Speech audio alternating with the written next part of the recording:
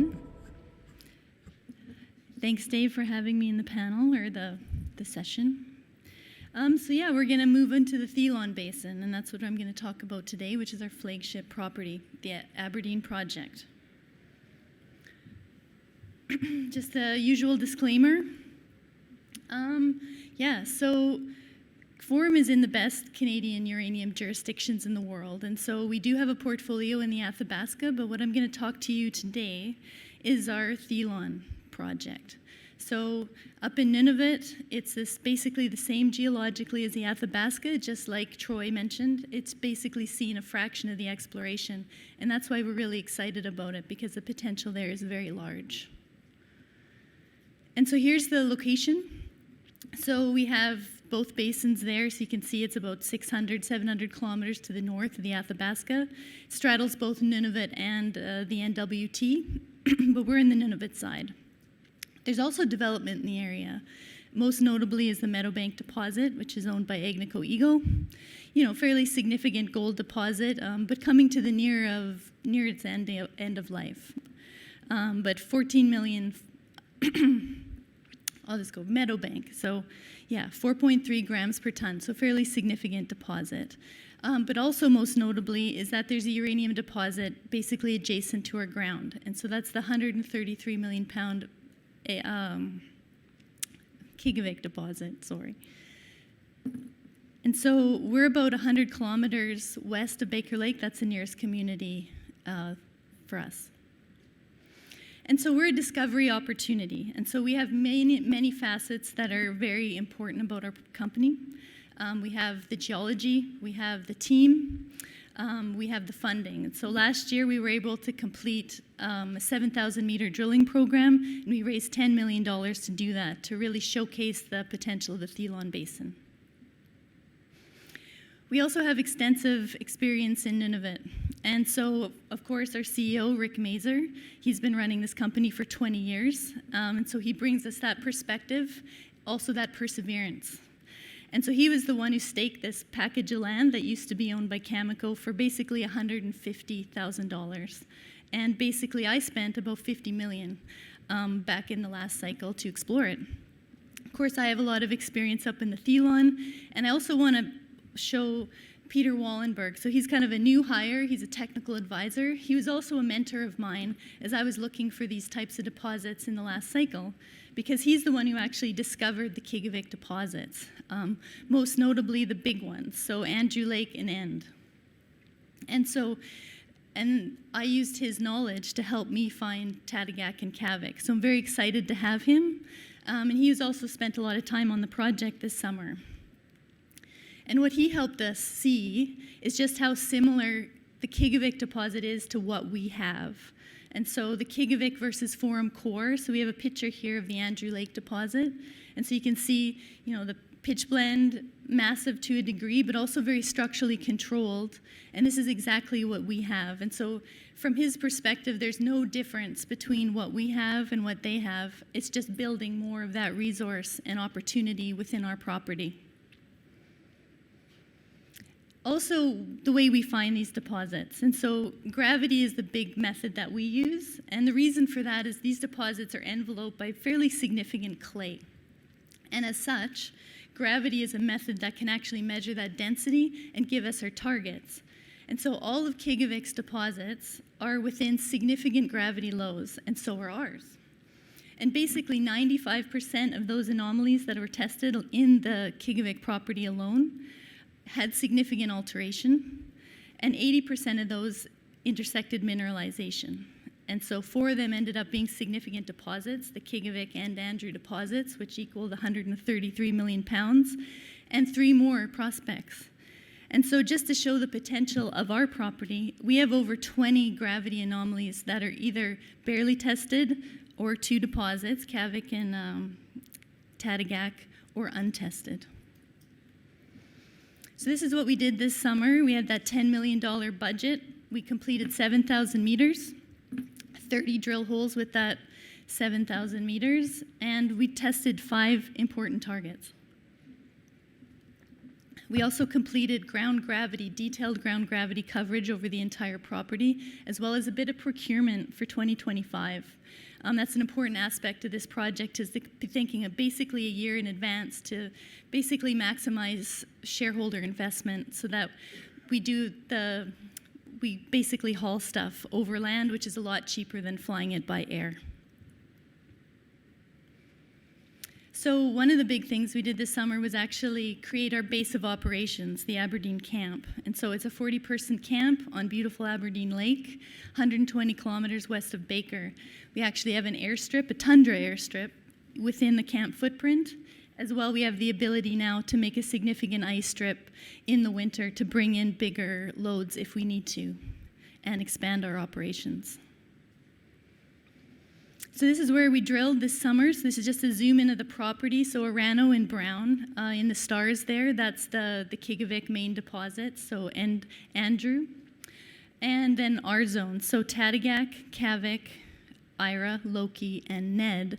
Those are the 5 targets we tested, just about 7,000 meters, 19 drill holes of which were on Tatigak alone, and then a smattering of holes into these other targets just to showcase the prospectivity, as well as show some very important areas that have basically the first evidence of unconformity sandstone contact type mineralization potential in the Thelon Basin. This is our gravity coverage now. So again, our whole property there, about 95,000 hectares. And you can just see all the blues there, all the lows. Those are those gravity lows. Those are all our target areas. And again, like I said, we use hydrothermal, basically those define hydrothermal clay. If we zoom into that, these stars show all our target areas. And so in red, these are areas that are mineralized. That's Tatigak and Kavik. The yellow areas are areas that are altered. Orange is elevated, so these are some of our primary new targets, and the green are the rest. And so just showing the prospectivity of this project and how many targets we actually have. And so this isn't, when you're investing in Forum, you're not actually just investing in one deposit or one area that we're expanding. You're investing in a district, and we really have that district potential to find a lot of zones. So we don't know where those elephants are. We're already working on 2 mineralized zones, but the bigger elephants could be out there still, and that's one of the things I believe very strongly is that there are elephants out here still to find. This is just a synopsis of what we did. So the 5 target areas here, Tatigak, Kavik, and then the 3 down below are the actual kind of unconformity contact type zones that we're looking for. The top 2 are the known areas of mineralization as well as basement-hosted targets. And so just a synopsis at Tatigak, basically all our assays are still pending, but what I can tell you is that we basically expanded the mineralization to the west. It's open to the west. We've identified and we have a better understanding of the main thickness of the zones. We also have the start of a new zone to the north that's not actually connected to the main mineralization that we know to the southwest. It's about 300 meters north, and so we're very excited about that. And we also understand to a greater way that we probably have a lot more depth potential that's still untested. At Kavik, we got 2 holes in. We've identified some new mineralization and also some of the highest counts that have ever been intersected to date on this prospect alone. We don't actually have the assays yet, and we hope that that actually translates to significant grade. And then below, we have the 3 areas that we're testing the actual unconformity mineralization. So in green there, you can see these are all shallow targets. And so Ned is the deepest at about 200 meter unconformity, and the other ones are just over 100 meters or less. And so we identified basically proximal and very proximal alteration, so significant bleaching and significant clay. And so I'll just go over this in a bit more detail. And so here's the Tatigak main drill plan. So we have the main gravity anomaly, of course, that we're targeting at Tatigak. And so we focused on kind of 3 main areas within this very large anomaly. So 1.5 kilometers long, 0.7 kilometers wide. And so we expanded that mineralization to the west, and it's still open. And then we worked on it again to the east, chasing along that Tatigak Fault. There's a lot of structural complexity. So we had a lot of learnings this year about just how much there's little offsets and the depth potential to this zone, and then the new zone to the north, which we're really excited about. And then moving on to Kavik. So this area has been drilled before, fairly widely spaced, 27 drill holes, but intersected mineralization as well. And so what's really significant about Kavik is Tatigak is kind of confined to that semopelite unit, which I didn't talk about here, but I've talked about in other talks. But Kavik isn't confined, and so the mineralization basically extends from surface to about 400 meters intermittently throughout. And so we wanted to get in there again and showcase that mineralization, which we haven't up until this stage, and also expand it a bit with a couple drill holes. And so basically there's about 3 main lenses to the zone that we know so far, and we cut across those to showcase that, and we also expanded it a bit to the east. And so these are these 3 zones, and one of the exciting things is that we intersected kind of a middle zone with really high counts that I hadn't seen before. So to date, the highest intercept at Kavik has been about 5% over roughly 30 centimeters to half a meter, and these counts were actually larger. So we'll see how that translates to assay, but we're really excited about what we can do here and the expansion potential of this zone alone. And then the rest of these targets are the unconformity contact targets. So one of the things that Forum really wants to do is showcase the actual prospectivity that there's Cigar Lake or McArthur River type mineralization potential in this basin. And so Ned was the first one we went to. It's a very large gravity low. We did 4 holes, but because of drilling difficulties, only 2 were actually recovered. Again, very shallow sandstone, so we're not drilling that deep. So we're really encouraged about that. And so basically, what we intersected here is bleaching at the unconformity, fairly significant bleaching, and kind of patchy bleaching throughout. But that's about it. And so what we kind of recovered from this is that we're kind of in more of the distal alteration halo. So it's probably not an area that we'll focus on in a big way going forward, but it definitely shows that the corridor, this fault, which is the Thelon fault, is a fertile corridor. So definitely the fluids are moving here, just maybe not exactly in this location. But more exciting is these 2 other grids I'm going to talk about, the IRA grid and then the Loki grid at the end. And so this is where it's located. IRA is kind of on the very western side, a really nice bullseye gravity anomaly. And so this was historically drilled with a few holes, had very elevated uranium in the sandstone column, and significant clay alteration. So 10 ppm doesn't sound very high, but in the sandstone, 0.1% uranium is fairly common. So it is actually order of magnitude larger, almost 2 orders of magnitude larger than the background, so fairly significant. And so we got back there to look at that. And what we came up with was, again, a significant clay alteration.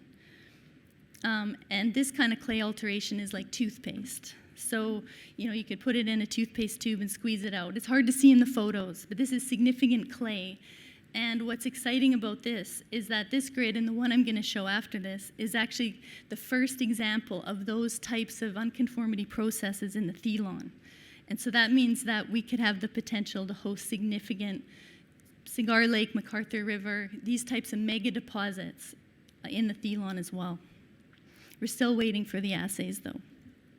So again, very fertile corridor, going to go back, and very proximal alteration. And Loki grid is very similar. So another just 2 historical holes, but those holes just showed some patchy bleaching, very interesting rock, but no mineralization. But I wanted to go back there and test closer to the actual center of the gravity anomaly. Very shallow sandstone, which is exciting. So we're not drilling that deep here. A good basement rock underneath, so politic, exactly what you want to see that's going to reduce the uranium. And again, even more significant clay alteration in the sandstone. And so now we know that several of the fault zones,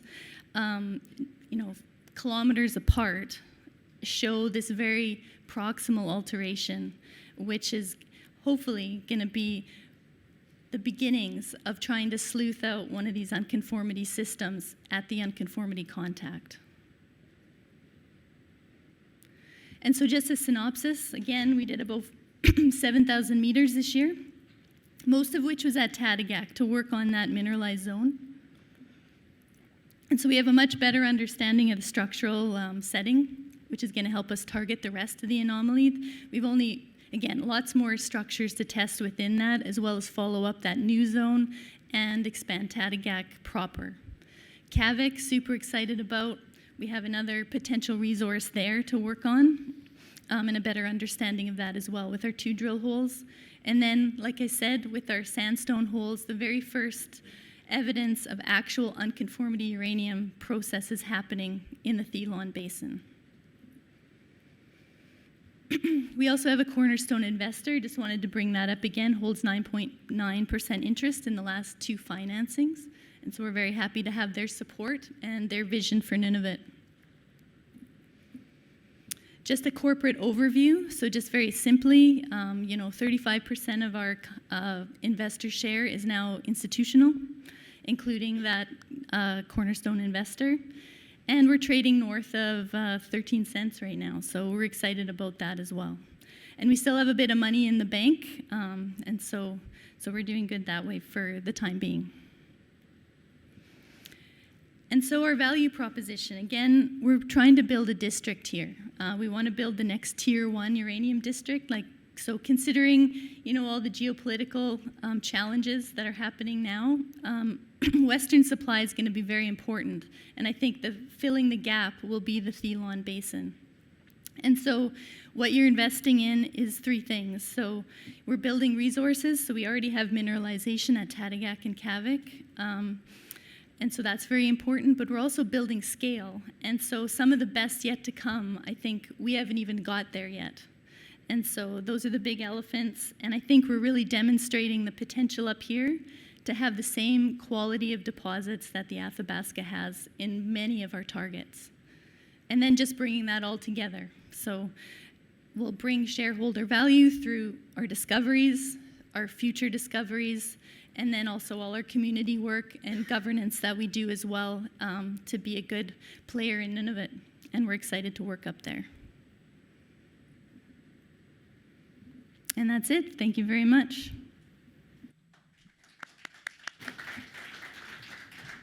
Great. Thank you, Rebecca. Any questions from the floor? Oh, right up here, Lauren. Thanks, Rebecca. Nice to see you again.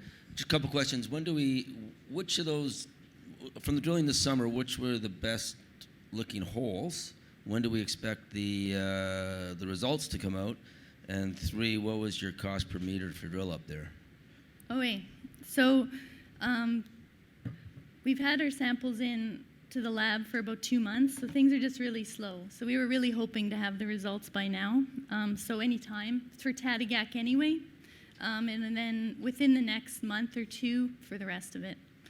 The best holes, we have some really good stuff at Tadagac to showcase. And then Kavik as well, like I said. And then, as far as counts, no, for the sandstone targets, but the alteration. Cost per meter, we had a lot of extra costs this year. So I was hoping to get down to 700, 800 a meter, but we were north of that this year just because we had to haul in fuel by air. And then we did a lot of procurement to help with the 2025 program. Any other questions? Maybe just following on the expenses for next year. You expect those to come down because you now have access and you have funding through the winter. Perhaps you can bring things through the ice roads. Yeah. So this time, because we don't have to build a camp, that was a big cost. And then because we had to build the camp, we didn't get to haul as much fuel because we're bringing the camp. So yes. So we have a lot of those fixed camps. We have a stage of operation now. So yes. And we'll also be able to drill a bit sooner. So the more drilling we can do also brings down that cost. Okay. What size of a project are you looking towards next year? Well, as it stands, at minimum, we'd like to have a 2-drill program again. But if, there's appetite and funding, another drill would be very handy, especially to target some of these other areas, which I think are very important to expand this district.